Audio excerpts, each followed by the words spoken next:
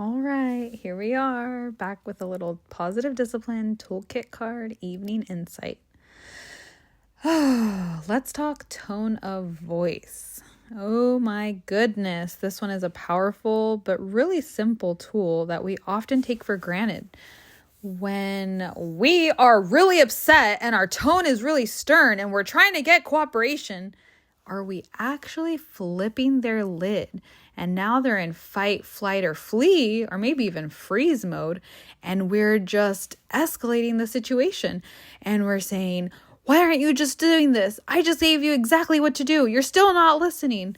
Oh my goodness. Raise of hands, please. Who gets into this trap? I know I'm not alone.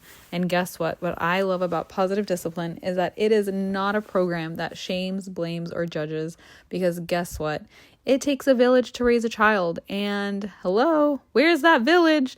I don't have one. We have to create one. And we have to create systems and have tools and have strategies and have coping mechanisms to really help us out. Because guess what? When we're able to be fully regulated and to have our needs met, it makes for a protected, safe, happy household. And so, guess what? That tone of voice is a little bit maybe signaling that you're tired. Have you eaten? Are you maybe a little bit thirsty? Have you had time to even step outside?